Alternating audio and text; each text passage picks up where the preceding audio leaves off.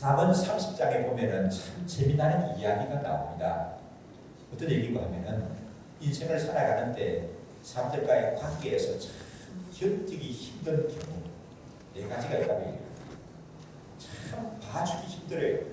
참 봐주고 참고 견디기 힘든 네 가지 경우가 있다 말씀하는데 그 첫 번째가 뭐냐 하면은 종이 임금이 된 거라는 거예요. 종이 어느 날 갑자기 임금이 되었습니다.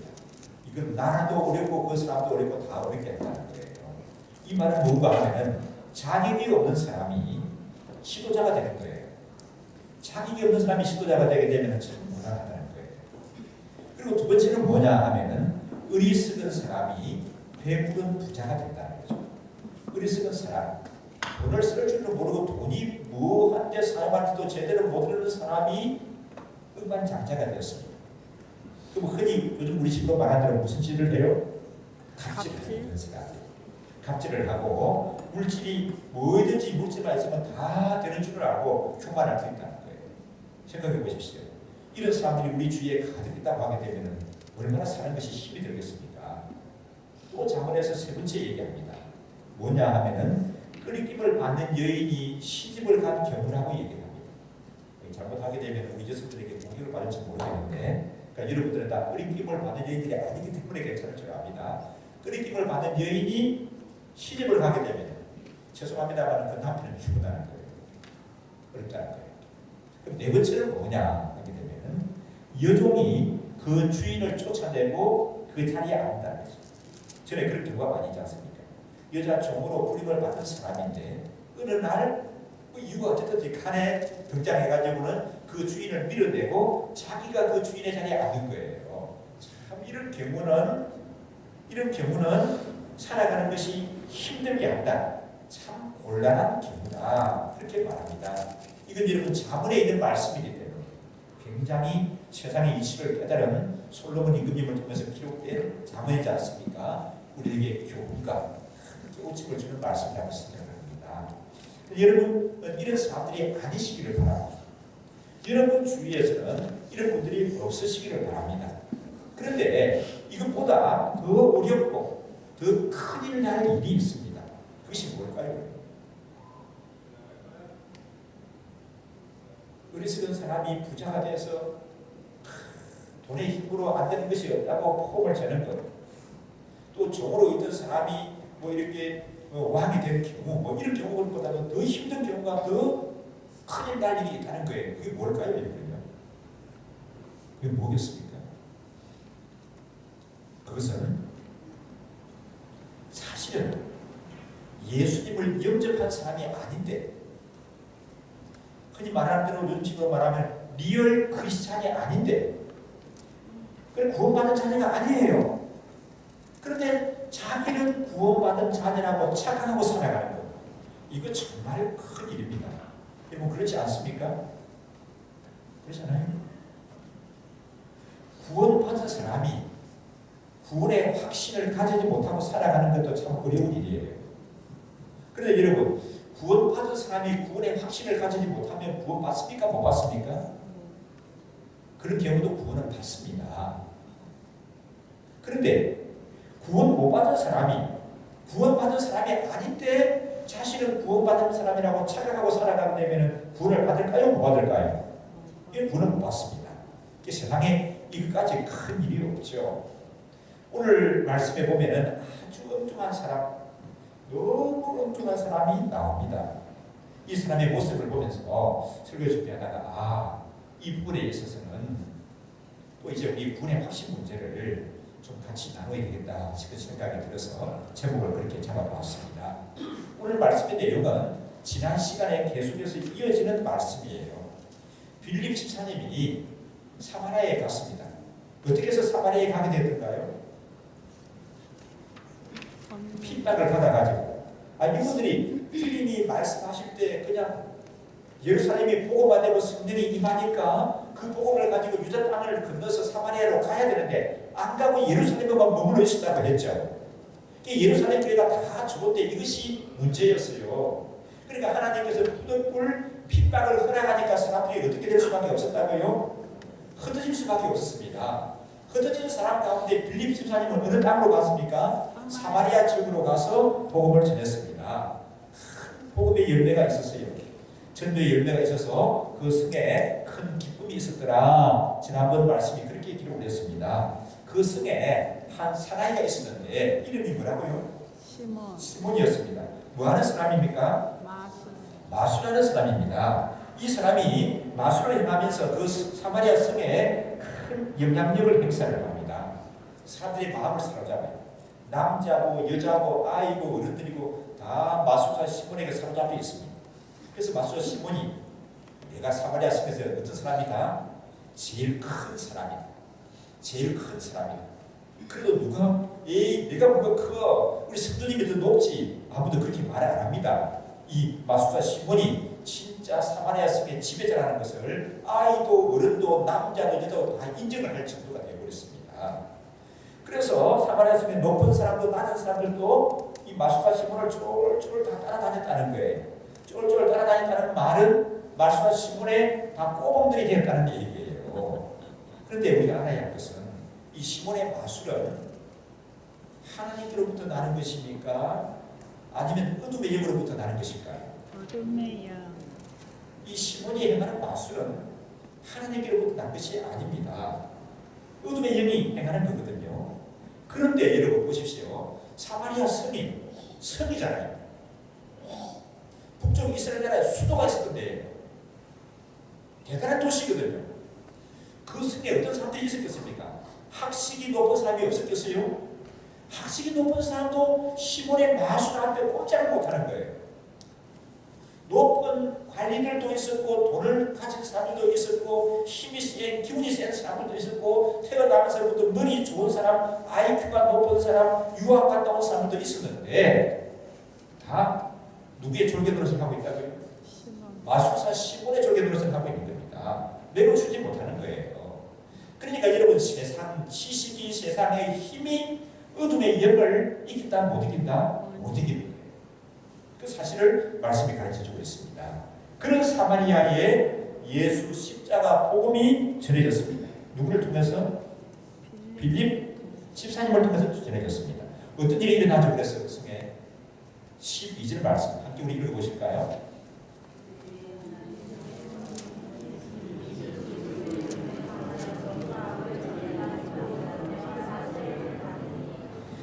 이 사마리아 성에 큰 영적인 변혁이 일어났습니다. 영적인 혁명이 일어났습니다.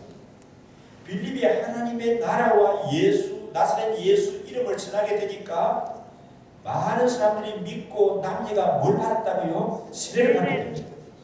세례를 받게 될 때 누구도 세례를 받았는가 하면 누구도 세례를 받았다고요? 이 마술자 시몬도 믿고 나도 예수님 믿습니다. 세례 주십시오. 그래서 마술자 시몬도 세례를 받은 다음에 빌립 지사님을 쫄쫄 따라다녔다는 겁니다. 그리고는 빌립 지사님을 통해서 나타나는 표적과 능력을 보고 놀랐습니다. 이야, 신기하다. 지금 마술 행하는 것도 잃어버리고 빌립 지사님 따라다니게 바쁩니다. 전에 그런 얘기 있었죠. 어떤 사람이 참 불량배였는데 부흥사 목사님을 통해서는 회심을 하고 그 부흥사 목사님 따라다닐 때마다 가방 들고 따라다닌다는 얘기가 있었습니다. 그런 얘기 많이 들으셨죠. 지금 시몬이 그런 계획이에요. 여기까지만 보게 되면은 시몬이 어때요? 거듭나서 훌륭한 사람으로 살아가는구나 하는 것을 볼 수가 있겠는데 그 이어지는 말씀을 보니까 그렇지가 않아요. 우리가 말도 그렇죠. 처음에 말 잘하는 사람을 보면요, 야단 치려고 하게 되면 무엇부터 합니까? 말 잘하는 사람들 어떻게 해요? 처음부터 야단 안 쳐요.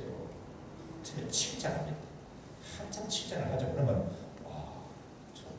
그런데 나중에 가서 이제 야단 치신단 말이에요. 요즘 뭐 국회의원들도 뭐 하는 거 보게 되면 뭐 나와서 대통령에게 국민들 탁 치면서 칭찬해놓고 하는 다음에 나중에 또 뭐 공개하고 이런 거잖아요. 이게 끝까지 들어봐야 하는 거예요.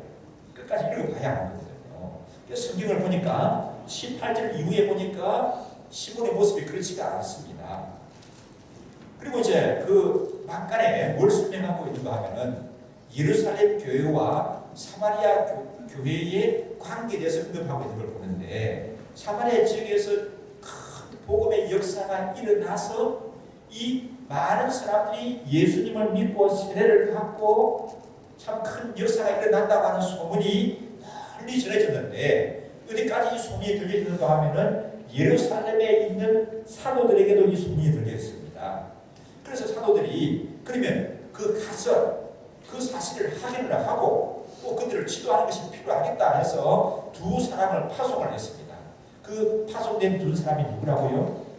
베드로와 요한입니다. 베드로와 요한은 신분이 빌립은 뭐예요? 집사님. 베드로와 요한은 사도입니다. 사도를 파송했습니다. 그래서 우리 15절, 16절 함께 읽어보실까요? 그들이 내려가서 저희를 위하여 성령 받기를 기도하니 그들이 내려가서 그들이 누구예요? 베드로와 요한이 내려가서 성령 받기를 기도하니 그 다음에 16절 이는 아직 한 사람에게도 성령 내리신 일이 없고 오직 주 예수의 이름으로 세례만 받을 뿐이로라. 예, 17절을 읽습니다. 이에 두 사도가 저희에게 안수함에 성령을 받는지라. 예, 이 말씀을 요약하면은 베드로와 요한이 사마리아에 갔습니다. 사마리아 사람들은 세례만 받았지 성령을 받지 못했다는 거예요. 이 베드로와 요한이 안수하니까 성령의 역사가 임했다. 그 말씀이죠. 그런데 이 말씀은 여러분 해석이 좀 필요합니다. 우리가 성경을 읽을 때 문자 그대로 글자 그대로 가감하지 않고 봐야 될 말씀들이 있고요. 또 전후 좌우의 문맥에 따라서 해석이 필요한 그런 부분이 있습니다. 이 부분은 해석이 좀 필요해요. 자, 어떻게 필요하냐 하게 되면은 빌립 집사님이 사마리아 복음을 전했죠. 이 16절, 15절, 16절, 17절의 말씀만 가지고 보게 되면은 빌립 집사님이 복음을 전할 때는 성령의 역사가 나타나지 않았습니다. 그래서 그들이 세례만 받았어요. 근데 베드로와 요한 사도가 와서 안수하니까 비로소 성령이 임했다. 그렇게 해석할 수 있냐는 말씀입니다. 그럴까요? 아닐까요? 예, 잘 모르겠는데 김 목사 설교하는 뉘앙스를 보니까 아니라고 하는 것을 뭔가 은근히 강조하는 것 같죠. 그렇게 느끼십니까? 네. 여러분 눈치가 있어야 된다고 했잖아요. 그렇게 느끼시는 게 맞습니다. 그럼 이게 뭔가 하는 거예요? 그럼 여러분 생각해 보십시다. 빌립 집사님이 가서 복음을 전하고 예수를 믿고 세례를 받았습니다. 그럼 성령 역사가 있습니까? 없습니까?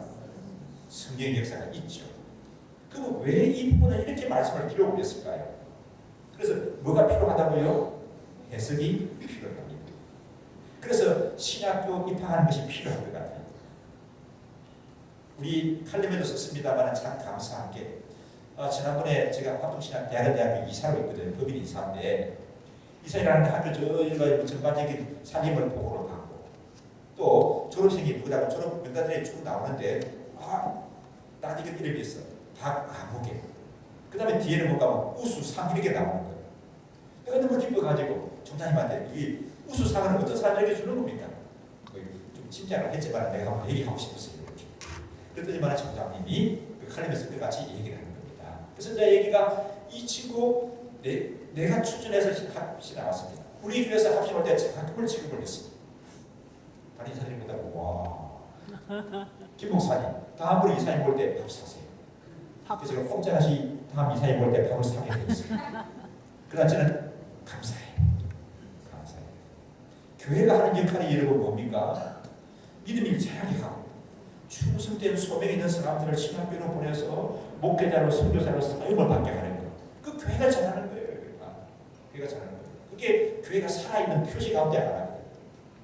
그래서 이 신학 교육이 필요를 하는데 자, 이 보면은 우리가 성령에 관한 것을 말씀을 할 때 대원칙이 하나 있습니다.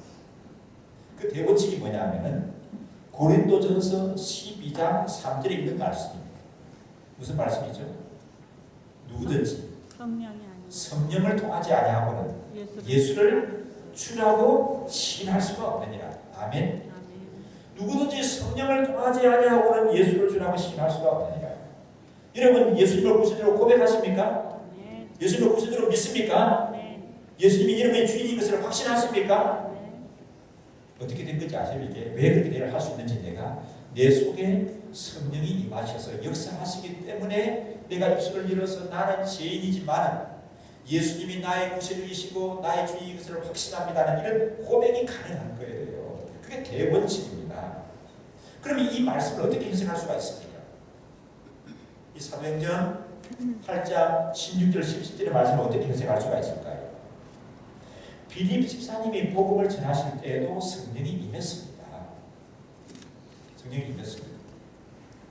그래서 어둠의 영이 물러가고 성령의 영이 임해서 불치의 병자들이 고침을 받은 거예요. 그리고 그 사마리아 성에 성령이 역사하심으로 어둠이 물러가게 되니까 큰 기쁨이 있는 거예요. 예수를 안 믿고 여러 가지 어둠의 신들에게 조상신의 잡신에 눌려있던 사람이 나사렛 예수를 구세주로 고백하고 믿게 되니까 그 집안에 억누르던 악한 영이 떠나가게 되니까 비로소 그 집안에 기쁨이 있단 말입니다. 그런 역사가 사마리아 성에 있었거든요. 그러면 이 16절 17절의 말씀은 뭘 뜻할까요? 우리 박윤순 목사님 주석에 보면 이렇게 말씀을 합니다. 사도 베드로와 요한이 안수할 때 특별한 성령의 능력이 나타난 거예요. 특별한 성령의 역사가 나타난 것을 뜻하는 거예요. 베드로와 요한이 안수할 때 빌립 집사님이 전도할 때 나타나지 않았던 성령이 비로소 그때 처음 임하신 것이 아니라 빌립 집사님이 복음을 전할 때보다 특별한 성령의 역사가 나타났다는 것을 말씀하고 있습니다. 이 특별한 성령의 은혜가 사도 베드로와 요한의 안수를 통해서 또 나타난다고 하는 것은 또 의미가 있습니다. 어떤 의미가 있는가 하면 두 가지로 생각할 수가 있는데 이 베드로와 요한 사도가 어디서 왔습니까? 예루살렘에서 왔죠. 예루살렘은 유대나라를 나눌 때 북쪽 갈릴리, 중부, 사마리아, 남쪽 유다 할 때 어느 나라에 속했습니까? 어느 지역에 속하는 거죠? 유다 지역에 속하는 거죠. 유대나라 사람들과 북쪽 이스라엘 나라, 특별히 사마리아 지역에 있던 사람들은 한 민족, 한 뿌리를 가졌기 때문에 사이가 참 좋은 사람들이었죠. 그렇습니까? 아니, 이 왼수입니다. 그 왼수 관계에 있다는 것을 지난 시간에 말씀을 드렸습니다. 그런데 이 예루살렘 교회에 있던 지도자인 성령 충만한 베드로와 요한이 예루살렘 교회에서 파송을 받아가지고 사명을 가지고 사마리아 교회에 와서 안수를 하니까 예루살렘 교회에서 나타난 똑같은 성령의 역사가 어디로 나타나는 거예요? 사마리아 역사도 나타나는 겁니다. 이게 뭘 말하는가 하면은 사마리아의 문이 열리면서 유대인과 사마리아 사람들은 성령 안에서 뭐가 됐다는 거예요? 하나라는 거죠. 이걸 나타내는 거예요. 그런 의미가 있어서 사도 베드로와 요한을 하나님이 이 시점에 특별히 들어 쓰셨다. 그렇게 해석할 수가 있고요. 또 한 가지는 이런 것입니다. 자, 베드로와 요한은 신분이 뭐라고요? 사도입니다. 하시는 역할이 중요한 게 뭐죠? 사도들이 하는 역할이 중요한 게 이 사도의 근위를 우리가 존중하는 게 뭐냐 하면은 교회를 세우는 그런 창설 직원이라는 거예요. 그러니까 이 교회를 세우는데 역할을 했던 분들입니다. 처음 교회 시작. 그 다음에 또 뭔 역할을 하게 되죠? 우리가 세례를 받을 때 보면은 학습을 받을 때 공부를 하잖아요. 성경이 어떻게 기록이 되고 누가 성경을 기록했습니까? 구약은 선지자들이, 신약은 사도들이 기록했다는 거죠. 교회를 처음 시작되는 교회를 세우고 이 성경을 기록하는 일에 관계하는 분이 누굽니까? 사도들이에요. 그래서 사도들에게는 특별한 권위를 하나님이 부여하신다는 겁니다. 부여하신다는 거예요. 자, 이해가 좀 많을지 모르겠는데 오늘 날도 하나님께서는 다 되실 일인데 그 일의 뚜껑을 열게 하시는 것을 목사를 통해서 하게 하는 경우가 많이 있습니다. 아니, 내가 기도만 안 되나? 같이 다 세례받고 하나님의 자녀인데 누구든 다 기도할 수 있는데 꼭 목사가 기도해야 되나? 그렇게 말하는 게 맞아요. 그러나 때로는 이 될 일인데 하나님께서 목사의 기도를 통해서 그 일이 되게 하시는 거예요. 이해하시겠습니까? 왜 그럴까? 하나님께서 목회자를 교회에 말씀 전한 자로 세우셨잖아요. 그럼 교회들이 목사 네가 기도하는 거랑 내가 기도하는 거랑 똑같다. 뭐 네 설교나 내 성경 생각 똑같지. 뭐 이렇게 한다면 안 되잖아요. 이렇게. 그렇기 때문에 하나님께서는 하나님의 교회에 어떤 근위를 세우기 위해서 그런 성령의 능력을 부어주시는 거예요. 그런 의미로 베드로와 요한 사도에게 성령의 뭐가 나타난다고요? 특별한 역사하심이 사마리아 지역에 사역할 때 나타나게 된 것입니다. 그럼 여러분 이해가 되십니까? 16절, 17절 말씀이 이해가 되시나요? 여러분 이해하시라고 이 말씀을 답답하고 믿으시라고 말씀을 드렸는데 설교를 들어도 전혀 그렇습니다 하고 곤란하죠. 어때 여러분요? 은혜가 됐습니까? 자, 이 감정을 지켜보고서 놀라 자빠진 사람이 있습니다. 누굴까요? 시몬입니다. 이거 보니까 이건 진짜거든, 진짜. 와, 이 진짜. 와, 입이 눈이 크게 뜨지고 놀랐어요. 여러분, 진품, 명품이 있죠. 진품, 명품하고 짝퉁을 구별하는 것이 보통 사람들에게 쉽습니까? 어렵습니까? 잘 모르세요. 어렵대요. 그래서 여러분 죄송합니다만 여러분 용서하십시오. 많은 사람들이 가지고 있는 명품이라고 하는 것은 짝퉁이 상당히 많대요. 왜 그렇지? 구별을 못해요. 보통 사람이 구별하기 어렵다는 거예요. 진품이지 명품이지. 뭐 가방도 그렇고 시계도 그렇고 정말 짝퉁을 진품같이 그렇게 만들어내니까 이 웬만해서는 구별이 어렵다는 거예요. 그런데 여러분 진품과 짝퉁을 구별하는 사람들이 있습니다. 누굴까요? 누가 구별할 수 있을까요? 명품을 만든 사람 구별할 수가 있겠죠. 그런데 여러분 너무 모조품을 짝퉁을 잘 만들어 놓으면 진품을 만든 사람도 이거 구별하기 어렵네. 그런 경우가 온다는 거예요. 그런 일이 있다는 거죠. 그러니까 짝퉁을 명품인 줄 알고 가지고 다니는 사람들이 많이 있다는 거예요. 만든 사람도 구별하기 어렵다는 거예요. 그런데 진품을 명품을 만든 사람보다도 더 잘 구별할 사람이 있습니다. 그럼 누굴까요? 잘 모르시겠어요. 짝퉁을 만든 사람입니다. 그 사람은 알죠. 지금 내가 만든 건데, 지금 내가 만든 짝퉁인데 사람들이 다들 진품인 줄 알고 가지고 다니는구나 하고 그 사람은 알잖아요. 이렇게. 무슨 얘기인가 하면은 마술사 시몬이 알아본 거예요. 마술사 시몬이 마술을 행하고 그 성에 큰 사람이든지 작은 사람들이 다 꼼짝 못하고 자기를 쫄쫄 따라다니는데 시몬은 알잖아요. 베드로와 요한을 통해서 나타나는 성령의 능력을 보니까 이건 뭐예요? 이건 뭐가 흉내내는 것이 아니에요. 마술같이 속이는 것이 아닌 것은 압니다. 자기가 침략하기 어려운, 가늠하기 어려운 큰 능력이라는 것을 알게 되었습니다. 그래서 어떻게 되었습니까? 나도 이 능력 좀 가져야 되겠다. 그럼 어떻게 하면 되죠? 마술사 시몬은 어떻게 했습니까? 부자예요. 부자. 돈 가지면 안 되는 것이 없다고 생각하는 사람인 것 같아요. 그러니까 돈을 많이 가지고 와서 베드로와 요한에게 내놓으면서 이 권능을 나에게도 좀 나누어 줘서 내가 당신들처럼 안수하는 사람에게 성령이 임하게 좀 해주십시오. 이렇게 했습니다. 돈을 많이 가지고 왔다는 거예요. 여러분 같으면 이런 경우에 어떻게 하겠습니까? 어떻게 하겠어요? 지금 베드로와 요한 사도가 돈이 필요합니까? 안 필요합니까? 필요해요. 잘 모르시겠어요? 필요하죠. 왜? 선교비도 필요하고 구제비도 필요하고 또 사마리아 교회도 지어야 되잖아요. 필요하겠죠. 우리 생각 같으면은 그래 돈 많은 것 또 이 가져온 것보다 더 많이 헌금할 수 있는 사람이에요. 그래 시몬 그렇게 해라 할 수도 있겠는데 베드로 요한은 그렇게 했습니까? 그렇게 하면 될까요? 안 될까요? 안 돼. 왜 안 되죠?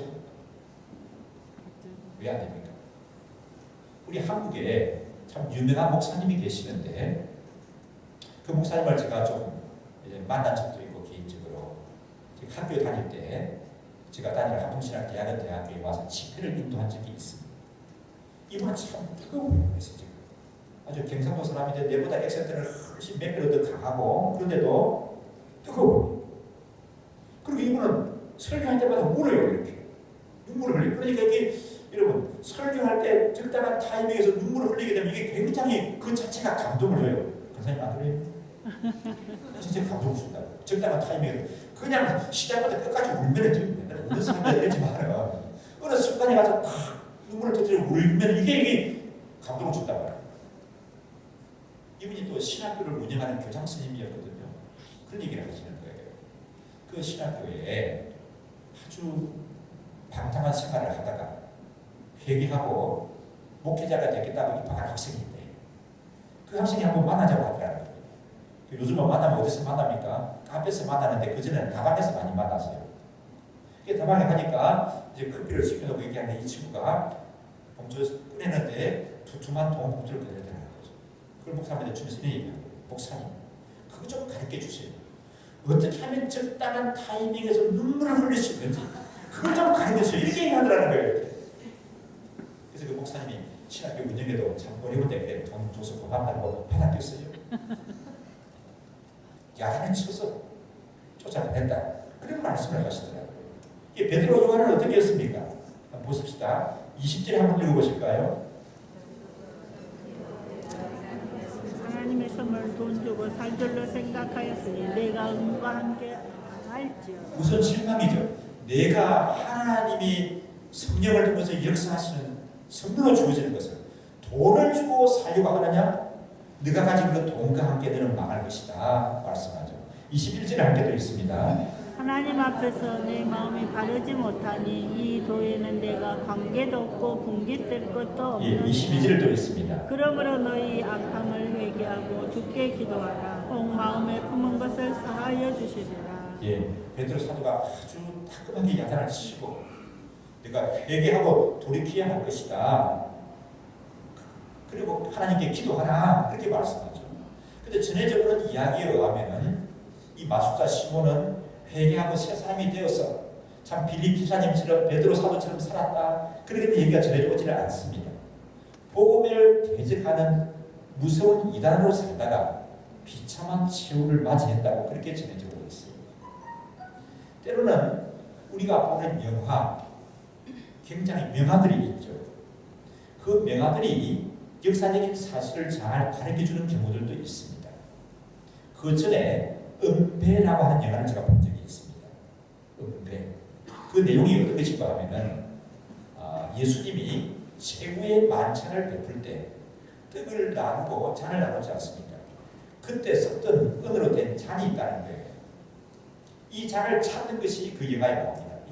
이걸 찾아다니는데 그 보게 되면 마술사 시몬이 나와요. 이 시몬이 마술을 다 해가지고 악한 쪽으로 발전하게 됩니다. 그래가지고 이제 이 말씀에도 보면은 누구에게 혼이 났어요? 베드로 사도에게 혼이 나지 않습니까? 베드로하고 한번 대기를 하게 됩니다. 맞짱을 뜨겠다는 거예요. 그리고 그 로마라고 생각이 되는데 정확히는 잘 모르겠습니다만 큰 도시에 가서 돈장을 내밉니다. 내가 한번 보여주겠다는 게 얼마나 위대한 사람인지. 어떻게 보여줄까? 높은 건물 꼭대기에 올라가서 자기가 뛰어내린다는 거예요. 자기가 뛰어내리게 되면 날개가 덮쳤어. 아무런 상처 하나 안 입고 안착하게 된다는 거예요. 그 마술사 시몬이 거기서 뛰어내립니다. 어떻게 되었을까요? 어떻게 됐을까요? 죽었죠. 이렇게 비참하게 죽게 되었어요. 이 마술사 시몬이 얘기합니다. 자, 이 마술사 시몬은 마술을 통해 가지고 사람을 놀라게 했습니다. 사람의 마음을 사로잡게 하고 많은 사람들이 쫄쫄 그를 따라다니게 했습니다. 그에게 복종하게 했습니다. 그러나 예수님을 구세주로 믿는 하나님의 사람 빌립 지사님을 만나서 어떻게 했습니까? 세례를 갖고 따라다니기도 했는데 정말 그가 마음을 다하고 정성을 다해서 예수님을 영접하고 회개해서 새 사람이 되어가지고 변화된 삶을 살아가는 그런 것에 관심을 가진 것은 아니었습니다. 그리고 빌립 지사님을 따라다니면서 무엇을 느꼈는가 하면은 복음의 사역을 위해서 따라가는 것이 아니라 능력이 나타나는 것에 놀래가지고 그 능력 자체만 관심을 가졌던 사람이죠. 그리고는 자기 자기가 가지고 있는 이 돈의 힘이 굉장한 것이라고 믿고 의지하는 그런 사람이었습니다. 성령의 역사심을 따르기보다는 돈의 힘으로 뭐든지 할 수 있다고 믿는 그런 물질 만능주의자였다고 볼 수가 있습니다. 예수님의 십자가 복음을 들었습니다. 그리고 자기는 믿는다고 하면서 세례도 받았습니다.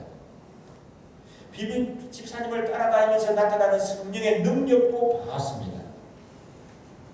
그러나 마술사 시몬은 리얼 크리스찬, 정말 돈 의뢰한 거듭난 그런 사람이 아니었다. 예수님을 구주로 영접한 사람이 아니었어. 진짜인 것 같았는데 뭐라고요? 짝퉁이었습니다. 짝퉁이었습니다. 처음에 말씀드렸습니다. 구원받은 사람인데 구원의 확신을 가지지 못하고 살아가는 것도 참 안타까운 일이에요. 우리가 구원의 확신을 가지게 될 때 이 세상 살아가면서도 하나님 자녀의 권세를 누리면서 살아가지 않습니까? 그런데 구원의 확신을 가지지 못하게 되면 이런 거예요. 집안에 먹고 쓰고 충분히 생활할 수 있는 여유가 있어요. 근데 그 여유 있다는 걸 몰라가지고 맨날 얻으면서 사는 것과 같은 것이에요. 이 구원의 확신을 가지는 것이 참 필요하거든요. 근데 그보다 더 안타까운 게 어떤 거라고요? 구원받은 사람이 아닌데, 리얼 크리스찬이 아닌데 자기를 구원하는 하나님의 사람이라는 거예요. 그러면서 살아가는 것은 참 안타까운 일인 줄 믿습니다. 그래서 오늘 말씀을 접하면서 이 시몬은 마술사 시몬의 모습을 보면서 오랫동안 믿음 생활하는 가운데 나는 직분자이기도 하고 교회에 많은 봉사를 하기도 하고 교회에서 이런 일을 섬겼다고 하고 하는 그 자체를 가지고 진짜 하나님의 자녀인 것 같이 생각한다고 하게 되면 혹시 그런 사람이 만에 하나 있다고 하게 되면 이건 참 큰일 날 일이다 생각이 돼요. 그래서 우리가 진정으로 거듭나는 그런 하나님의 사람들이 되셔야 할 줄 믿습니다. 사랑하는 여러분, 이 말씀을 접하면서 여러분 구원의 확신을 가진 사람이라는 것을 여러분 확신하십니까? 여러분 자신은 구원의 확신을 가지셨습니까? 그럼 한번 여쭤보겠습니다. 만약에 지금 이 순간에 지구의 종말이 왔습니다. 모두가 다 쉽게 말해서 죽었습니다. 그러면 여러분 천국 갈 확신이 있으신가요? 지금 이 순간에 지구의 종말이 와서 우리의 생명이 다 끊어집니다. 그런 순간을 맞이한다 할지라도 여러분 천국 갈 확신이 있으신가요? 아멘이십니까? 대답 안 하시는 분은 너무 겸손해서 안 하시는 건가요?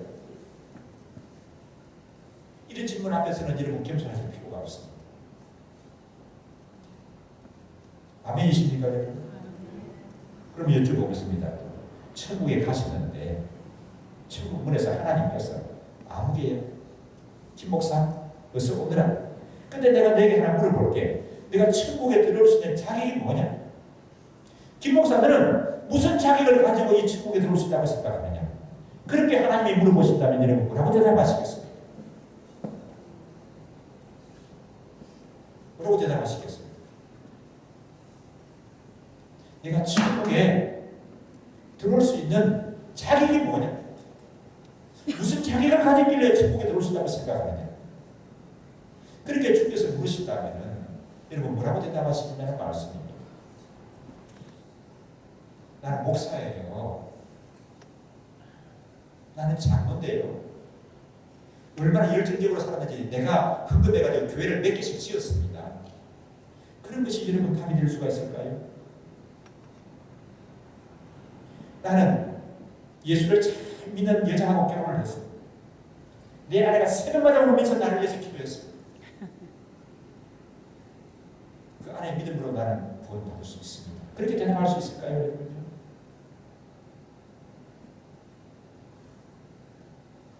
나는 5대째 믿음을 가정에서 자라났습니다. 5대째. 우리 친가가 5대고 우리 외가는 6대째입니다. 이 정도면 제가 천국 갈 수 있지 않습니까? 그것이 여러분 천국 문을 여는 열쇠가 되고 주의 무릇임에 탑할 수 있는 탑변이 될 수가 있습니까 여러분? 어떠신가요, 여러분? 천국 문을 여는 열쇠는 우리가 천국에 갈 수 있는 자격을 가지는 것은 예수님을 구세주로 믿는 믿음이 있어야 합니다. 아멘이십니까? 예수님을 구세주로 믿는 믿음을 가지고 가는 거예요. 마술사 시몬처럼 많은 돈을 내놓고 큰 능력을 보고 쫓아다닌다고 해서 되는 것이 아니라는 거예요. 그럼 예수님을 믿는데 어떻게 예수님을 믿는 겁니까? 예수님은 하나님이십니다. 하나님이신 예수님이 나를 구원하기 위해서 이 땅에 인간의 몸으로 오셨습니다. 아멘이십니까? 그래서 예수님은 온전하신 하나님이시고 온전하신 인간이십니다. 이 예수님께서 나를 위해서 하신 일은 내가 받아야 할, 내가 치러야 할 죄짐을 다 대신 지시고 십자가에서 죽으셨습니다. 나를 대신해서 죽으셨습니다.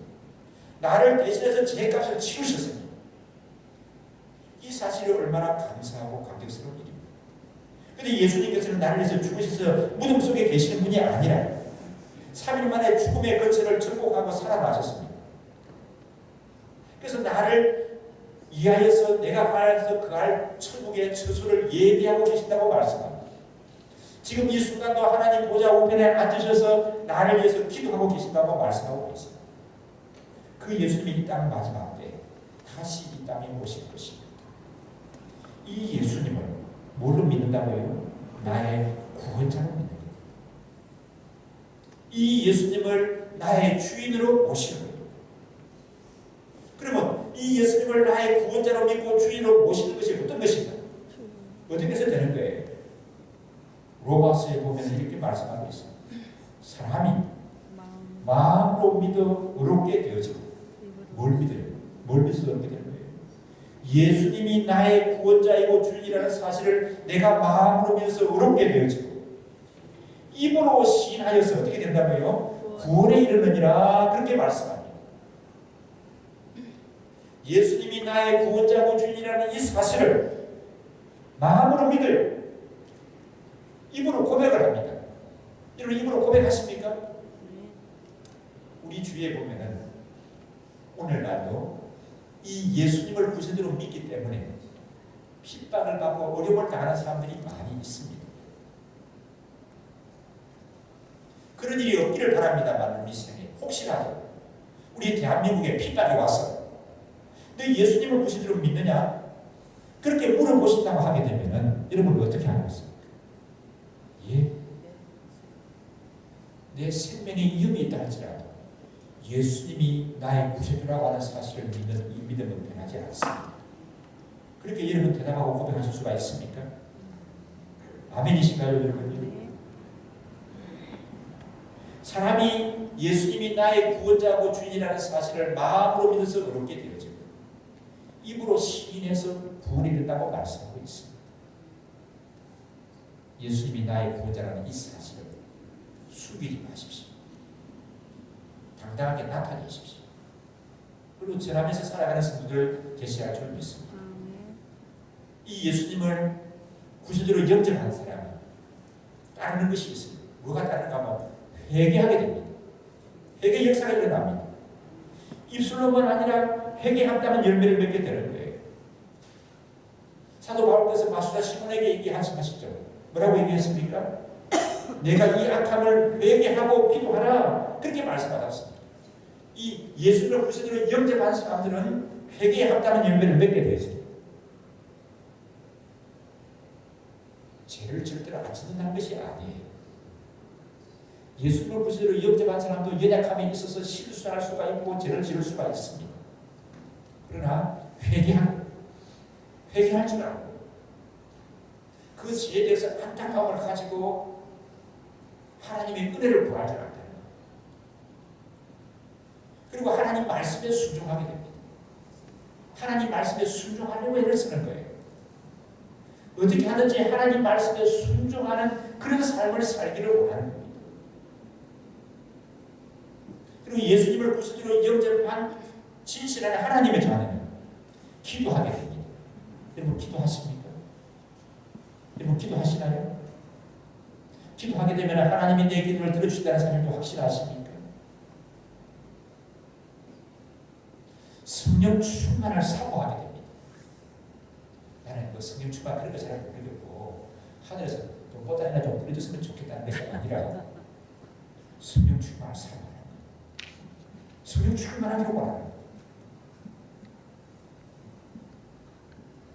여러분은 정말 거듭난 하나님의 자녀이신가요? 예수님을 구세주로 영접한 하나님의 자녀이십니까? 지금 이 순간 지구에 종말이 온다 할지라도 하나님 나라에서 눈을 뜰 확신이 있으신가요? 천국문에 이르렀는데 주께서 물으십니다. 사랑을 하는데요. 사랑을 하는데요. 내가 천국에 들어올 수 있는 자격이 뭐냐 물어보신다면 뭐라고 대답하시겠습니까? 예수님이 나의 구원자이시고 나의 주인이신 것을 믿습니다. 그렇게 여러분 대답하실 수가 있습니까? 그런 확신 가지고 나가는 성도들 계십니다. 어둠의 영이 사마리아 지역을 흔들어 놓으려고 했습니다. 그래서 마술사 시몬을 통해 가지고 뭔가 대단한 작전을 짜서 사마리아 교회를 흔들어 놓으려고 했는데 복음이 더 이상 저만에 나가는 것을 막으려고 했는데 이 성령 충만한 하나님의 사람들을 위해서 사탄의 계획은 보기 좋게 탈로 나버리고 깨어져 버리고 말았습니다. 그래서 오늘 마지막 절에 말씀해 보니까 뭐라고 했습니까? 25절의 말씀 함께 읽어보실까요? 두 사도가 주의 말씀을 증거하여 말한 후에 예루살렘으로 돌아갈 때 사마리아인의 여러 마을에서도 복음을 전합니다. 사마리아 성뿐만 아니라 사마리아 지역에 있는 여러 성에서도 복음이 널리 전해졌다고 말합니다. 어젯밤에 로마서를 읽는데 이런 말씀이 제 가슴에 와닿았습니다. 6장 22절의 말씀입니다. 이제는 너희가 죄로부터 해방되고 하나님께 종이 되어 거룩함에 이르는 열매를 맺었으니 그 마지막은 영생입니다. 너희가 하나님의 종이 되고 죄로부터 해방되고 하나님의 종이 되어서 거룩함에 이르는 열매를 맺었으니 그 마지막은 뭐라고요? 영생이라 말씀합니다. 이런 구원의 소망 가운데 그 안에 성도들 되시기를 주의 이름으로 축원합니다. 함께 우리 마음을 모아서 기도하겠습니다. 하나님 아버지, 참 교회 다니는 사람이 아니라 내 믿음의 연조를 자랑하고 직분을 자랑하는 사람이 아니라 예수를 구세주로 영접하고 내 입으로 고백하는, 그래서 회개한다면 열매가 따르고 주의 말씀에 순종하고 성령 충만을 사모하고 나아가는 그런 참 거듭난 하나님의 사람으로 살아가게 인도하여 주시옵소서. 그래서 내가 늘 구원의 확신을 가지고 살게 하시고 구원받은 자들에게 따르는 성령의 충만한 열매를 맺고 나아가는 사람들에게 인도하여 주시옵소서. 함께 우리 합심해서 기도하겠습니다.